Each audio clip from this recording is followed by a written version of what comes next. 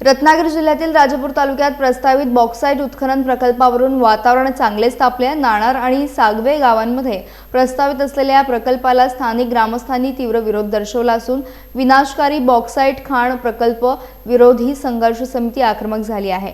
नाणार येथे सुमारे 144 हेक्टर तर सागवे गावात 120 हेक्टर परिसरात बॉक्साईट उत्खनन प्रस्तावित आहे. मात्र या प्रकल्पामुळे पर्यावरण, शेती आणि स्थानिक जनजीवन धोक्यात येईल अशी भीती ग्रामस्थांनी व्यक्त केली आहे. 20 मे आणि 26 मे रोजी होणाऱ्या जनसुनावण्या तात्काळ रद्द कराव्यात अशी मागणी आता जोर धरू लागली आहे.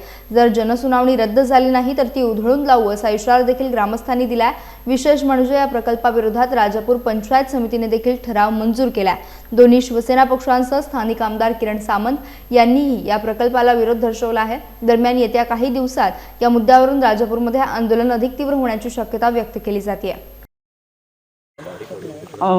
2017 साली जे रिफायनरीसारखे विनाशकारी प्रकल्प आले ते जसे आम्ही उधळून लावली, त्यावेळी जनसुनावणी उधळून लावली, त्याचप्रमाणे आता जी 20 मे रोजी होणारी जनसुनावणी आहे ती येत्या 26 मे रोजी घेण्यात येणार आहे.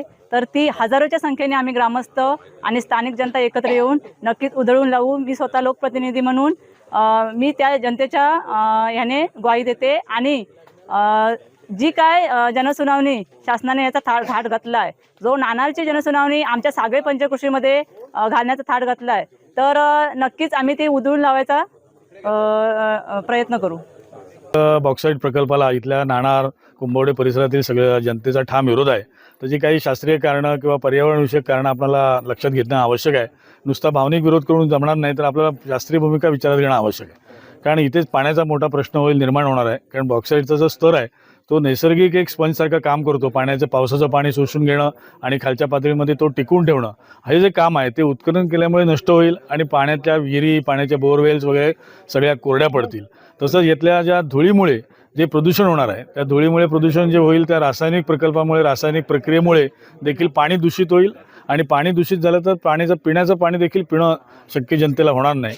आणि त्याचबरोबर इथलं जे प्रदूषण आहे, ध्वनी प्रदूषण होणार आहे, ते ध्वनी प्रदूषण इतकं रात्रंदिवस अहोरात्र ही बॉक्साईटचं प्रकल्पाचं काम चालू राहण्यामुळे मोठे जे स्फोट होणार आहेत किंवा मोठे ब्लास्टिंग होणार आहे, त्यामुळे इथल्या जनतेला देखील राहणं अशक्य होणार आहे. आणि पर्यायाने त्या धुळीमुळे किंवा प्रदूषणामुळे श्वसनाचे विकार किंवा कॅन्सरसारखे आजार आणि अत्यंत महाभयानक आजार इथे होतील आणि इथली जनता देखील त्यामुळे हतबल होईल. त्यामुळे या प्रकल्पाला या इथल्या जनतेचा ठाम विरोध आहे. या जनतेला शाश्वत विकास पाहिजे आहे. शाश्वत विकास असेल तर इथल्या जनता स्वागत करायला तयार आहे, पण विनाशकारी प्रकल्पाला इथला ठाम विरोध आहे आणि म्हणून ही जनसुनावणी रद्द झाली पाहिजे.